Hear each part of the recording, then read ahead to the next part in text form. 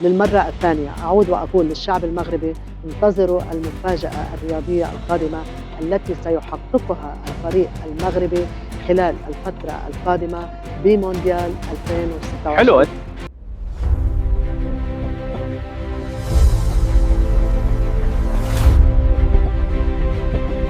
تماما كيف ما شفتوا وسمعتوا دابا في المقدمة.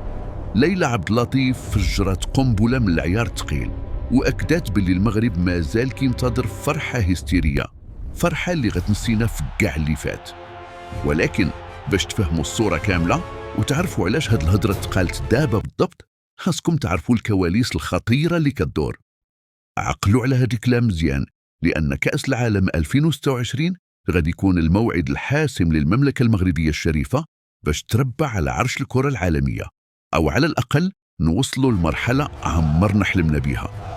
كلكم شفتوا الأداء الأسطوري ديالنا في مونديال قطر، وكلكم شفتوا كيفاش العالم وقف احتراما للأسود. وإحنا دائما الخوت وقبل ما ندخلوا في التفاصيل تنقول له ما يعلم بالغيب إلا الله سبحانه وتعالى. ولكن هاد السيدة التوقعات ديالها ولات كتخلع وكتحقق بالحرف، وهاد الشيء علاش المغاربة كيردوا ليها البال. للمرة الثانية أعود وأقول للشعب المغربي: انتظروا المفاجأة الرياضية الكبرى في مونديال 2026. ليلى عبد اللطيف توقعت أن المنتخب المغربي سيحقق إنجازاً غادي نسينا في كاع الخيبات الماضية. هذا التوقع جاء في واحد الوقت للمنتخب محتاج فيه للثقة ومحتاج فيه يعرف بأن القادم أجمل. ليلى قالت بالحرف: أرى المغرب حديث العالم من جديد، وقالت بأن الأسود ستزأر في ملاعب أمريكا. واش عارفين شنو كيعني هذا الكلام؟ كيعني بأن الكتيبة الوطنية غادي تدير شي حاجة تخلي العالم كله يوقف ويصفق. وهادشي ماشي غريب، لأن المنتخب المغربي حاليا كيمتلك ترسانة ديال النجوم، لاعبين موهوبين بحال أشرف حكيمي اللي كيعتبر أحسن ظهير أيمن في العالم، وبحال سفيان مرابط الدبابة البشرية، بالإضافة إلى الحارس العملاق ياسين بونو. ولكن المفاجأة الكبيرة هي أن المغرب غادي يبان بوجه مغاير تماما، وجه شرس وهجومي، وغادي يحرج كبار المنتخبات بحال البرازيل وفرنسا. واش زعما تكون النهاية مغربية؟ واش نحلموا بالكاس؟ ليلى عبد اللطيف قالت بأن المستحيل ليس مغربيا. ولكن واش غير بونو وحكيمي اللي غادي يجيبوا لنا كأس العالم؟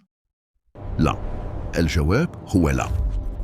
وهنا فين كاين الفرق الكبير والخطير بين نسخة 2022 في قطر ونسخة 2026 في أمريكا. وهنا فين كتصدق الرؤية ديال ليلى عبد اللطيف من اللي قالت: المغرب سيظهر بوجه جديد. المغرب في المونديال الجاي غادي يكون مسلح بجواهر ما كانش عندنا من قبل، جواهر خلت العالم كله يحسدنا عليها. أولهم وأسماؤهم هو النجم ديال ريال مدريد إبراهيم دياز. هذا اللاعب متتبعين الكرام ماشي مجرد لاعب عادي، هذا مايسترو حقيقي جا باش يحل لنا العقدة ديال الهجوم اللي عانينا منها سنين. إبراهيم دياز اختار المغرب عن قناعة وخلى اسبانيا باش يكتب التاريخ مع ولاد بلاده، والوجود ديالو في وسط الطيران كيعطي حلول سحرية وكيعطي ثقة زايدة للمجموعة كاملة. تخيلوا معايا دياز كيصنع اللعب وحكيمي طاير في اليمن وبن صغير كيخترق من اليسار. هادي راه ماشي غير فرقة، هادي كتيبة إعدام كروية. وماشي غير دياز بوحده، كاين الظاهرة إلياس بن صغير. هاد الولد اللي في سن صغيرة كبر يفرض راسه في الدوري الفرنسي وقدر يبين بأنه عنده شخصية ديال الكبار. بن صغير وبالإضافة لأسماء أخرى شابة جاية في الطريق هما الوقود الجديد اللي دعات عليه ليلى عبد اللطيف بطريقة غير مباشرة باللي قالت الجيل الذهبي. هذا المزج بين الخبرة ديال بونو ومرابط وبين الموهبة المتفجرة ديال دياز وبن صغير هو اللي غادي يخلي المنتخب المغربي في 2026 قوة ضاربة حقيقية، ماشي شعارات خاوية. ليلى عبد اللطيف أكدت بأن الحظ غادي يكون بجنب المغرب، ولكن الحظ كيمشي مع اللي كيحدم، وإحنا عندنا دابا جميع المكونات باش ناخدو كأس العالم. واش لاحظتوا بأن أغلب هاد اللاعبين كيتألقوا في الملاعب الأوروبية الكبيرة؟ النقطة الثالثة واللي هي مهمة بزاف وكملت بها ليلى عبد اللطيف الصورة الكاملة ديال هاد التوقع، هي الأرض اللي غادي يتلعب فيها المونديال. علاش ليلى عبد اللطيف كانت واثقة بزاف وهي كتقول أمريكا 2026 ستكون مغربية؟ الجواب كاين في الكواليس. الجواب هو أن المغرب عنده قصة حب غريبة مع المونديال، وعنده حسابات معقدة مع الكرة الإفريقية. سبحان الله، المنتخب ديالنا وخا يلعب حتى في ملاعب عالمية بالمغرب وأمام جمهوره كيعاني ضد المنتخبات اللي كتسد اللعب وكتعتمد على القوة البدنية وتكسير الريتم. وهذا الشيء كيعني بأن اللعب في أمريكا في ملاعب واسعة وضد منتخبات عالمية كتلعب كرة مفتوحة وهجومية غادي يكون في صالحنا 100%، حيث النجوم اللي عندنا بحال دياز وحكيمي كيبغيو المساحات وكيبغيو الكرة العصرية. وهذا الشيء هو اللي كيلقاوه في المونديال، عكس الماتشات القارية اللي كيكون فيها الضغط النفسي واللعب المخنق. يعني ملي كنسمعوا ليلى كتقول المغرب سيدهش العالم، راه ماشي كتضرب الخط في الرملة، راه كاين معطيات واقعية كتقول بأن الأسود فاش كيلقاو الكرة كتدور في الأرض والمساحات كاينة كيتحولوا لوحوش كاسرة وغادي ياكلوا الخضر واليابس. ليلى عبد اللطيف أشارت لواحد النقطة خطيرة وقالت بأن الجالية المغربية والعربية في أمريكا ستصنع الحدث، وهذا الشيء صحيح 100%. واش عارفين بأن الجالية المغربية في أمريكا وكندا هي من أنشطة الجاليات؟ هذا الشيء كيعني أن المنتخب الوطني وخا غادي يلعب في بلاد العم السام غادي يحس براسو بحال إلا كيلعب في دونور أو في مجمع مولاي عبد الله. الدعم الجماهيري غادي يكون خيالي، وهذا الشيء هو اللي كيعطي حافز للاعبين باش يتقاتلوا على التوني. وزيدون كاين واحد المعطى سياسي ورياضي لمحات ليه ليلى عبد اللطيف، وهو أن الفيفا والعالم باغين قصة نجاح جديدة. في قطر 2022 المغرب كان هو الحصان الأسود اللي أنقذ البطولة من الملل، ودابا في أمريكا 2026 المنظمين محتاجين الفرقة اللي تدير الشو وفرقة اللي تجيب الجمهور، وما كاينش أحسن من المغرب باش يلعب هالدور. ليلى قالت أرى الأعلام المغربية ترفرف في شوارع نيويورك وواشنطن، وهذه الصورة براسها كافية باش تخلي أي مغربي يحلم ويفتخر. وهكا المعادلة دابا ولات كاملة، عندنا نجوم عالميين بحال دياز وبن صغير، عندنا تجربة سابقة في نصف نهائي قطر، وعندنا أرضية ملائمة للعب المفتوح في أمريكا، وفوق هذا الشيء كامل عندنا بشارة وتوقع يقول بأن السماء هي الحدود. ولكن باش تكمل هذه الفرحة ليلى عبد اللطيف حذرت من واحد الحاجة، حذرت من التشويش. شنو قصدت بالتشويش؟ واش كتقصد الحساد ولا كتقصد المشاكل الداخلية؟ هذا الشيء اللي غادي يخلينا نطرحوا السؤال الحقيقي، واش حنا مستعدين نفسيا باش نتقبلوا أننا ولينا كبار وبأن بلاصتنا هي النهاية ماشي المشاركة المشرفة؟ ليلى عبد اللطيف وصلت البشائر وهذا التفاؤل ما نساتش توجه واحد التحذير شديد اللهجة. قالت بالحرف المغرب سيكون مستهدفا والعين عليه.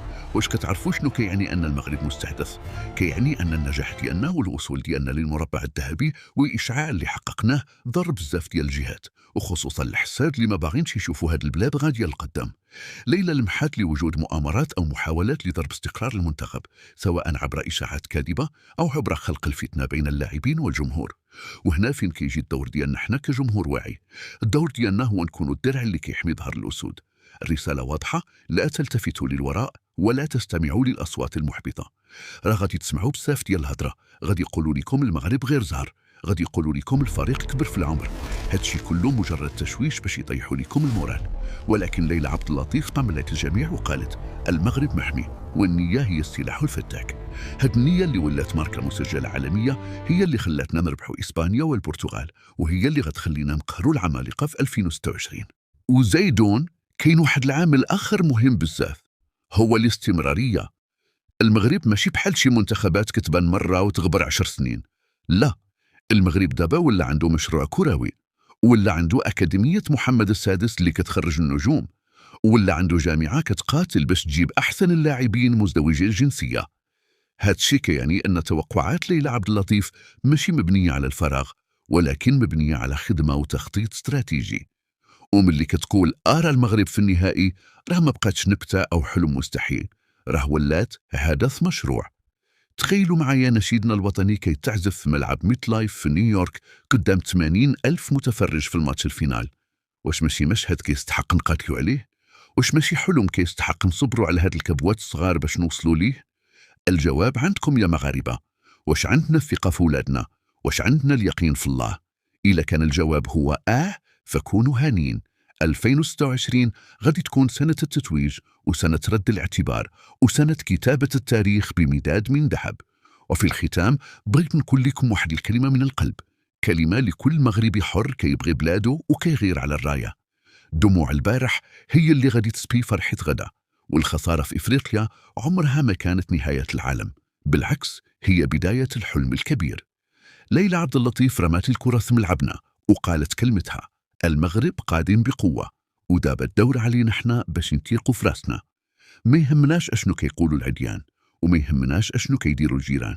اللي كيهمنا هو أننا عندنا منتخب عالمي وعندنا جمهور عالمي وعندنا رب كبير ما كيبيعش أجر من أحسن عمله. بغيتكم دابا وكل واحد كيشوف هذا الفيديو يهبط للتعاليق ويجاوبنا بصراحة. واش كتثيقوا في توقعات ليلى عبد اللطيف بخصوص مونديال 2026؟ واش كتظنوا بأن الجيل الجديد قادر يجيب لنا الكاس؟ آرائكم كتهمني بزاف، وإحنا هنا في قناة إنسكوبيكس كنقراو جميع التعاليق ديالكم. ما تنساوش تفركروا زر اللايك باش يوصل الفيديو لكل مغربي مقروح، واشتركوا في القناة وفعلوا الجرس باش يوصلكم ديما الجديد والحصري على قناة إنسكوبيكس.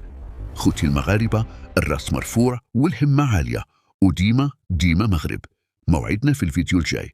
تهلاو في راسكم، والسلام عليكم ورحمة الله تعالى وبركاته.